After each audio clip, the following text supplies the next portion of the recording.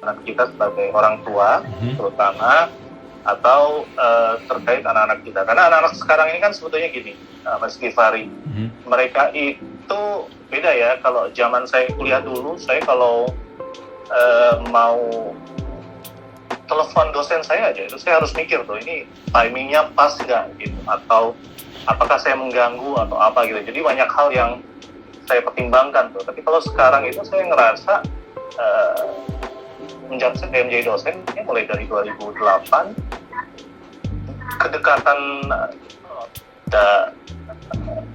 barrier atau penghalang antara dosen dengan mahasiswa itu hampir nggak ada gitu, maksudnya dekat gitu.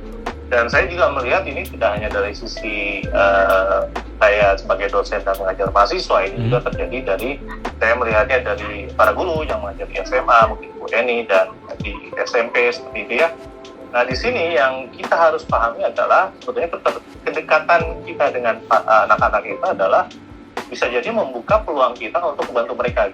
Jadi kita memberikan rasa nyaman ke mereka sehingga kalau misalkan mereka mengalami dampak secara psikologis dari awal kita sudah tahu gitu.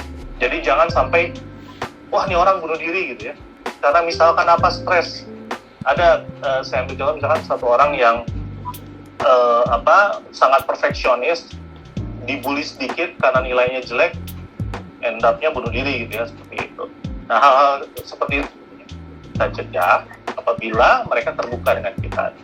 Jadi yang paling penting itu, yang pertama kali harus ditanamkan menurut saya adalah gimana caranya kita bisa membuat mereka nyaman. Dalam hal ini kalau kita ngebahas mengenai anak-anak usia SMP, itu adalah agar mereka nyaman dengan kita dan mereka bisa menceritakan hal itu kepada kita sebagai mungkin orang terdekatnya.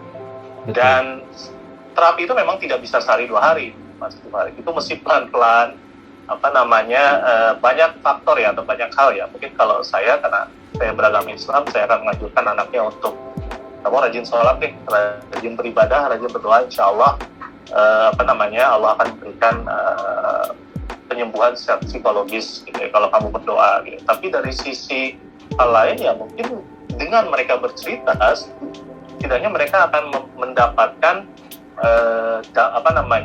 perspektif dari sisi lain, dari sisi orang tua, dari sisi teman dan lain-lain, sehingga dia akan bisa atau overcome itu. Jadi yang paling penting ini sebenarnya adalah gimana caranya anak atau mereka bisa terbuka, dan dari dini atau dari awal kita bisa membantu mereka untuk mengatasi trauma dari cyberbullying.